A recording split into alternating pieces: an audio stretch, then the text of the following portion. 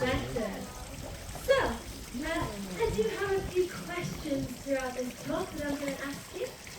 The first one is a show of hands. So, put your hands up for me whether you think these penguins come from a warm place or a cold place in the wild. So put your hands up if you think they come from a cold place in the wild. Okay, quite a few hands going up. Put your hands up if you think they come from a warm place in the wild. Quite a few hands on that plan as well. The second group are actually correct. So when we think of penguins, we usually think of Antarctica, we think of the ice and the snow, we think of those big emperor penguins. But actually, there are 18 different species of penguins, and half of those do come from warmer places. So there are penguins that come from Africa, there are penguins that come from Australia. This type of penguin comes from South America. So these are Humboldt penguins, and they come from the coast of Peru and Chile. So land temperatures for these guys in the wild can get up to 25, possibly 30 degrees. So similar to a warm summer's day for us. However, the water temperature is still incredibly cold. There is a special water current called the Humboldt current that comes up from Antarctica. It comes through the krill breeding grounds, so it's very, very rich in nutrients, an important food source for everything off the coast of South America. But because it's so cold, this particular type of penguin is very good at dealing with temperature change. And part of what helps them do that is that pink patch on their face. That acts the same way that our cheeks do if we get too hot. That pink patch has no feathers on it at all, so the blood vessels can come to the surface and expand and try and get that heat out. And then they do have feathers. Their feathers are quite small, but very, very tightly packed together. There will be hundreds of feathers per every square inch on a penguin. So those feathers are so tightly packed together that they make a waterproofing layer. The water doesn't actually get down to their skin. So that's what helps to keep them nice and warm in that very, very cold water. Now you might notice that our penguins do all have colourful armbands on. Now that's just a cheat sheet for us. Every single one of our penguins does have a name, and those colours let us know which penguin is which.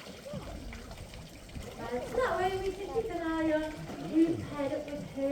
We can make sure everyone's eating, we can make sure everyone takes their vitamin tablets. Now I've got a nice easy question for you now. I'd like you to shout out the answer really loud. What two colours are penguins? Black and white. Shout it out. Shout it out. Black and white. Fantastic. All penguins are black and white. Slightly harder question now. Does anybody know why penguins are black and white? No. Somebody said it over here. It is camouflage. Well done. Now that might sound really strange, but when that penguin is swimming along in the water, if there is something above that penguin looking down, their black back blends in with the deep dark water underneath them. And then if there's something underneath that penguin looking up, their white tummy blends in with the light coloured sky above them. So it is camouflage. It's a special type of camouflage known as counter shading. Now we do have 19 penguins in this enclosure, but you might notice there are not 19 penguins out and about just at the minute.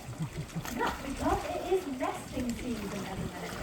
So some of our penguins are sitting on eggs. And so we do breed this type of penguin here. This type of penguin is unfortunately not doing very well in the wild, which is why we're part of the breeding program for it. Now, unfortunately, the problems that this type of penguin are facing is entirely because of people. So the first problem is to do with what they make their nests out of. Now, does anyone want to have a guess what they think these penguins make their nests from?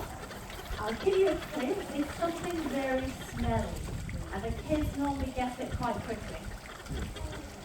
You are right, it is poo.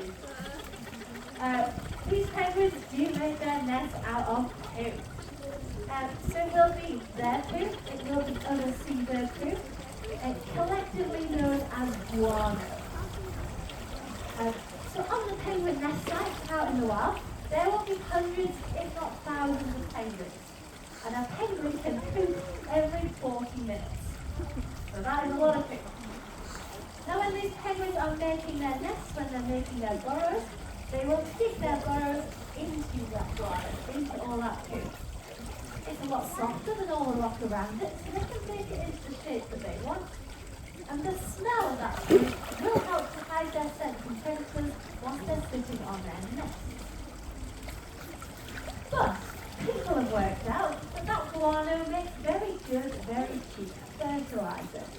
So people have been going, stripping those penguin nest sites, taking that guano, and they can spread it on their fields and help their crops grow instead. So if you just disturb those penguin nest sites, those penguins aren't going to successfully lay that yet. Now, the next problem for these penguins is to do with what they like to eat. So what do we think penguins eat? Shout it out for me. Fish, absolutely. Penguins love to eat fish. Put your hands up if you like to eat fish. Yeah, lots of hands going up. Lots of people all around the world eat fish. Lots of poorer coastal communities really depend on fish as part of their diet. But out in South America, there is a big problem with trawler fishing. So people are going out with massive ships, massive nets. Those nets scoop up absolutely everything in their way. And those nets are so big that they can't be properly sorted out until they get back to shore. And it's been estimated that people only eat about 10% of what they catch in those nets. So more of that is then used to feed livestock, in particular things like pigs. But there is a massive amount of it which is bycatch. It's completely wasted. And that's then decimating the food supplies for everything else out in the ocean. So something you guys can do is that when you're buying your fish products, just have a look at the packaging, have a look for a little square blue logo with a white fish and a white ticket, and the letters MSC. That stands for Marine Stewardship Council, and it just means your piece of fish has been sourced sustainably. And that will help protect the fish stocks from things like penguins out in the wild. Right, so I'm going to get on to the bit you've all been waiting for. I'm going to start feeding our penguins. So what I'm going to do is I'm going to put a bit of fish in this side, a bit of fish in this side, and the penguins are going to swim up and down to get that fish. That gets them doing some exercise, that helps make sure they're nice and fit and strong. But also, something they will start doing is a behaviour called porpoising. That is where they leap out of the water and they go back into the water again. Like I started to do just now. And what that does is that allows them to get a cut from there without losing momentum. So they would do that in the wild as well while they're catching their fish or whilst they're evading predators.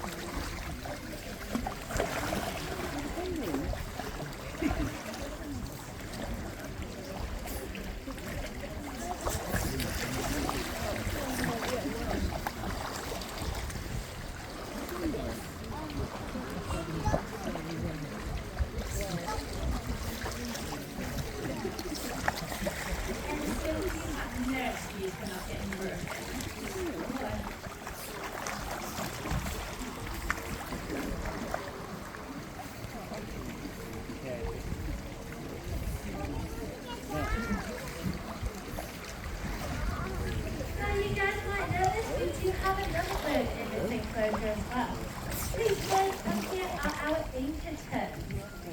So we keep our Inca terns with our penguins because they would live together out in the wild.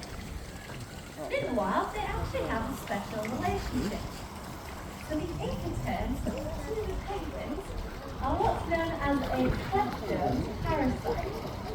So klepto means to steal. Parasite is getting no nutrition from another animal. What happens is when penguins catch their fish in the wild, they like to klepto-shove the fish towards the surface of the water because that cuts off the escape route for those fish. But the Inca terns, they see this happening, they swoop down and they pinch that fish off the surface of the water. So they wouldn't actually be able to catch their fish if the penguins hadn't pushed them up in the first place, because they can't get deep enough to where those fish would normally be. Now in this setting, everybody does get fed until they're full. The Inca terns do actually have their own separate food dish, but they like to steal the penguin fish anyway. Now you might notice our Inca terns do have those fantastic white moustaches. Those moustaches are for attracting a partner. So the more food you've been able to find, the better body condition you're in, the better moustache you're going to be able to grow. So the more appealing you are to a potential partner. These ones here, which haven't got their moustaches yet, those are our juveniles from last year. So they will start growing their moustaches properly within the next year. So that does bring us to the end of our penguin talk. If anyone does have any questions about our penguins at all, I will come and hang around by this window if anyone wants to ask anything. And our next talk of the day will be our cat talk of the day. That will be with our lynx just behind us at 2 o'clock. And I'm also looking for my party people. Have I got some party people here? Yeah, if you guys want to come over here as well, and I will meet you here, and I'll take you to where we're going to go.